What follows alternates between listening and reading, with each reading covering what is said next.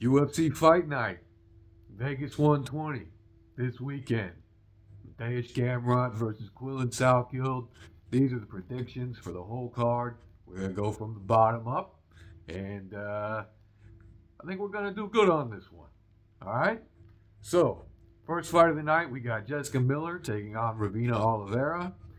Jessica Miller, she's got a fighting style like she's a rubber hose Popeye villain, a little bit.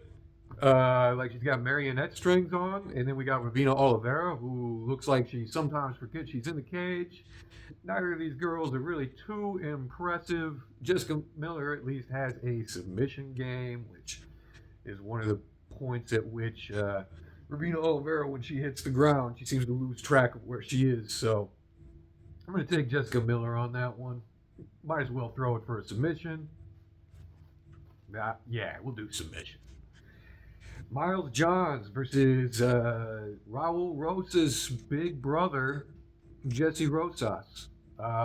Jesse Rosas coming off the local scene, beating on some nobodies, but he's got some clean boxing. I like his technique. He does have some wrestling, but he is very small and he has zero power. One of his fights I watched, he was on top. He was doing ground and pound to his opponent, who was still able to cover up and dodge. And that fight got stopped after maybe almost a minute of ground and pound from Jesse Rosas. Not because it was doing any damage. It wasn't. The ref just got bored. And then we got Miles Johns. He's a seasoned vet. I think the physicality and power is on the side of Miles Johns. The experience is on the side of Miles Johns. I think the skill is also on the side of Miles Johns. I think this would be a good time for him to use that wrestling pedigree, and he can cancel. He can probably dominate Jesse Rosas in the grappling, even just because Jesse is such a small guy, and Miles knows his way around the mat. So give me Miles Johns in that one. We'll call it a decision. I will say, Jesse Rosas probably had some UFC privilege, so we could see a decision. We could see a decision we don't like going Jesse's way. But he's got a shot, so I'm not gonna say. I'm not gonna sit here and call future robbery. All right.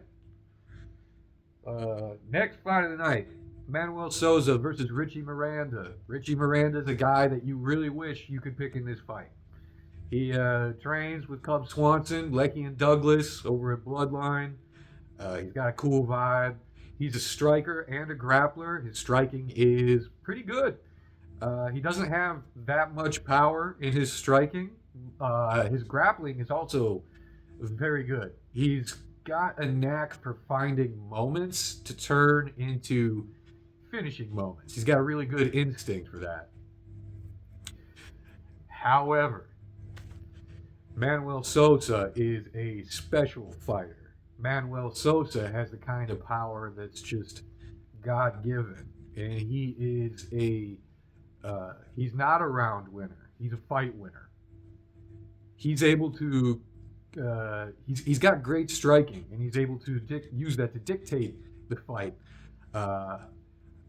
even against more highly skilled strikers. However, he is fine slowing down a bit so he can conserve his energy. He continues to go hard into the final rounds, into the third round, where that right hand, he's got that ready at all times, and that's the great equalizer. And that's the thing. Richie Miranda does not have a great equalizer. So I'm going to go with Manuel Souza, and I'm going to go with a round 2 knockout. Moving up the card, we got Louis Sutherland facing off against Jose Montana. Now, who is Jose Montana? He's also known as Jose Luis. He's also known as Jose Luis de Silva. He's also known as Jose Montana de Silva. But he's also known as not Louis Sutherland. All right? Louis Sutherland. There was a Louis Sutherland we were promised on the regional scene who was holding the belt. It had all kinds of muscle definition. And then there's the Louis Sutherland that we got, which is The man with the double D tits and the crazy build that looks like he looks like an ice cream cone. I'm not gonna lie. It's all flabby torso, and then he's got just those little wafer cone legs. You know, uh, Louis Sutherland, primarily a wrestler, uh, at least in the UFC. He's been getting finished left and right. He was able to take Tai Tuivasa to a decision. Uh, what's his dick? Jose Montana. Now, he's kind of hard to find fights on the regional scene. You can look and you can see his last three fights have been first round submissions. I had to do a little bit of digging to see anything from those fights. I watched his fight against a guy named Jacoby, I think, Richard Jacoby. He did not look good there. Uh, he looked both tentative on the feet and like he lacked any finishing instinct. He got dropped like 3 times. Now, Louis Sutherland, say what you will about how he looks in a swimsuit. Guy's got power. He's a big boy. But it's crazy. There's plus money on Jose Montana. And again, I'm going to say Jose Montana is not Louis Sutherland. I've seen his physique change. Jose is for the better. Louis for the worse. I've seen a lot of people picking Louis based on lack of experience, lack of tape on Jose Montana. That's smart. But I'll tell you what's smarter, not picking Louis Sutherland. So we're going to go with Jose Montana to get this one done. Next one up the card. Couple of bumps. We got Dr. Nurgajay versus Bruno Lopez. These are both some guys that are prone to make a lot of mistakes. Now, Bruno Lopez, he's got power. And Dr. Nurgajay has a decent striking game. Neither of these guys are great on their back or on the ground. Both these guys are victims of Benson Hibero, the GOAT, Benson Hibero. Uh, Bruno Lopez has the higher level of competition, but he has a durability problem that I don't see Dr. Nurgajay having. Dr. might have a toughness problem. I think you can. I think there's a button where you can turn him into a deer in the headlights, but you'll do that before you knock him out. This is one I don't feel good about because this is a weird card with a lot of guys on losing streaks that aren't even. I don't know. I mean, the co-main event of this card is absolutely crazy. So I think so. I think a lot of these guys are just getting fired, um, and I could see both of these guys getting fired no matter who wins. But I'm going to go with Dr. Nurgajay to take this one, just by virtue of being the last man standing, I guess. Next up the card, we got the headliner for the prelims. We got Steven Asplund versus Guilherme Pat. Steven Asplund, the man who brings the Kevlar titties into the cage, and Guilherme Pat, who, no matter what he does, will be known as a Thomas Peterson victim from his last fight. You got plus money on Guilherme Pat for that look, and we got Steven Asplund looking like a huge favorite, 3-1. Everybody loves Steve Asplund. He's got a lot of heart. He's a real likable guy. And I'd like to say that the best heavyweights comes from the plains and the lakes, but that hasn't been proven to be true. And some of you who watch the channel, you might know that I was on Thomas Peterson against Walter Walker. A little bit more of a fade, but I don't think Thomas Peterson is that good. I do think he's better than Steven Asplund. And I don't think Steven Asplund has the same tools to deal with a guy like Guilherme Pat that Thomas Peterson does.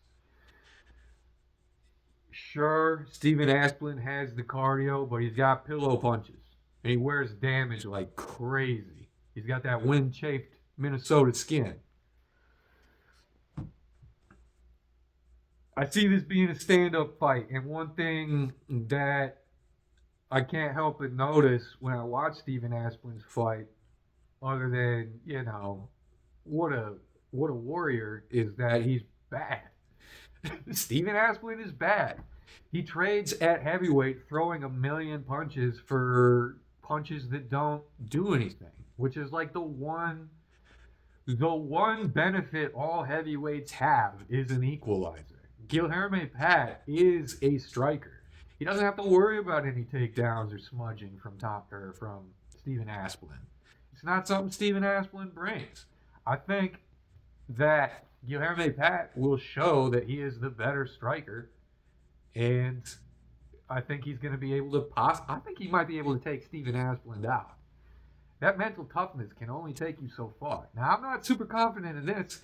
I'm not super confident in a heavyweight fight earlier up the card, but this one is less of a fade than the Louis Sutherland one is. And I like Steven Asplin more. But give me Guilherme Pat. Give me a third round finish or a decision. Now we're moving up to the main card. We got Billy Ray Goff taking on Ty Miller. Man, I'm gonna be real with you. I had a hard time finding the old Billy Ray Goff fights unless I found like the old Billy Ray Goff fights. So oddly, all that's left up is like him losing. I watched Ty Miller. He's pretty good. He's big. He's undefeated. Um, he's Billy Ray Goff is a Chad though. He is a Chad. You just look at him. But he's got that long hair, long hippie hair. Does this matter? No. But I am gonna pick Ty Miller for this one, and let's say Ty Miller decision. I don't know. Moving up the card, we got Amanda Lemos versus Alexia Tainara. I think this is actually gonna. I think this is gonna be a pretty good fight. Amanda Lemos, 39, real good action fighter, great stand up. Uh, I believe she's tied for the most finishes in WMMA, along with Amanda Nunez with 6. But Amanda Lemos is dangerous and more dangerous than most of the girls in there on the feet. Now, Alexia Tainara is kind of, in my opinion, more of like an athlete first, fighter second. Um, Amanda Lemos is a fighter, but she's aging and aging. Alexia Tainara is quite adept, though. She's got her black belt. She's got a black belt in jiu-jitsu, which I think probably every Brazilian gets by the time they're 18. But I think at this point in Lemos's career, we're not going to see a better Lemos than we saw the last time out, and that's going to be the pattern going forward. The next one is going to be a worse one than the one you saw before. Alexia Tainara, she's got some. She's a bit of a silly Billy, I'll be honest with you. In her fight against Bruna Brazil, she she just kept going for the can opener. I didn't see a whole lot of like actual submission attempts. And then with the ground and pound, there were moments where like she leapt in and it was like she leapt in like a Looney Tunes character to Bruna Brazil when she was on the ground. And then Bruna just like raised the knee and she caught Tainara in the face coming in. No one really commented on that because she was able to still get mount and land some ground and pound, but it wasn't super effective. Um, so I think Tainara can make some mistakes on the feet that Lemos can definitely capitalize on. But I'm gonna go with Alexia Tainara by being like 10 years younger, more athletic, and having a ground game. So we're gonna move up the card. I'm gonna say that's decision as well. I could see a finish though, but I'm gonna say decision because it's Lemos who gets the finishes. Next fight up the card, we got Darren Elkins taking on Yannier Del Val. If you don't remember Yannier Del Val, he was the guy who got fraud checked by Jordan Levitt after dominating a rigged fight against Isaac Delgarian. This would be something that, even with the odds being crazy wide, I wouldn't bet on because this guy's already been part of a fixed fight. Well, if you say some suspicious line movement and you got a tip, then, maybe you can bet on this fight. Taking on against Darren Elkins. I don't know, Darren Elkins, I feel like he just went to the basement in his last fight and they just pulled him out. Darren Elkins, I don't have any confidence in. This guy is. I thought he was beyond washed in his last 3 fights. I can't pick Darren Elkins. I want to. You have no idea how much I want to. And he's actually not a bad matchup for what's this guy's fucking name? Yadier Del Val. He's a move forward pressure fighter and he's got great submission defense. Oh, I want to pick Darren Elkins, but for the sake of the channel, because small channels live and die by their picks, I got to go with Yadier Del Val. But let it be known, I'd be happy to get this one wrong. All right? Co-main event of the night, this must be both of these guys are getting fired. That's got to be it. Because we got Diego Ferreira taking on Billy Quarantillo in the main or co-main event of this fight night card. Now, who is Diego Ferreira? He's old. He's old. He's been around the block. He's fought much higher levels of competition. He's beat higher levels of competition, but he's old. He moves like it. And even though he won, I would say that he won the first round of his fight against Alexander Hernandez. Last fight, he got knocked out in the second round. Billy Quarantillo, he's, like 6 years younger? These guys are both old. Let's be honest. Now, the age gap matters more after 35. You get a 33 facing a 29-year-old, who knows what'll happen? You get a 35 facing a 39-year-old, it's more of a 5-year age difference than a 4. You know what I mean? But Billy Quarantillo doesn't have a lot of threat coming back at you. Billy Quarantillo doesn't have a lot of power. Billy Quarantillo isn't that tough. Billy Quarantillo has bad defense, but Billy Quarantillo has more output and he's younger than Diego Ferreira. Now, you pick the guy that gets knocked out, that hasn't slowed down, or you pick the guy that gets the knockouts, that has slowed down. To me, this is a low confidence pick as well, but I'm going to go with Diego Ferreira because he's still in there for a fight, So, give me Diego Ferreira by old man strength. We'll say it's a finish. We'll go round 3 finish. Then we got Mateusz Gamrot fighting Quillen Salkilled. Quillen Salkilled is that big new thing from Australia with the beautiful hair and the beautiful mustache. And Mateusz Gamrot is the perennial wrestler in the top 10.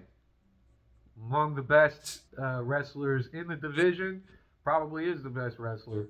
Now, no finishing threat from Mateusz Gamrot. Mateusz Gamrot is also at the age where we've already seen the best Mateusz Gamrot. We're not getting better Gamrots in the future.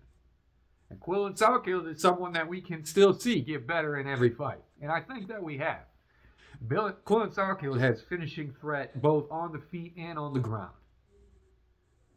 You could say that he was having trouble with Beneil Dariush in their fight in the first round, a little bit with the grappling, but I wouldn't really say so. And also, Beneil Dariush his skills are still there. It's just not his chin. All right? There's a big age advantage to Quillen Salkilled as well. Quillen Salkilled called for this fight. I'm going to go with Quillen Salkilled. I'm going to say he gets him out.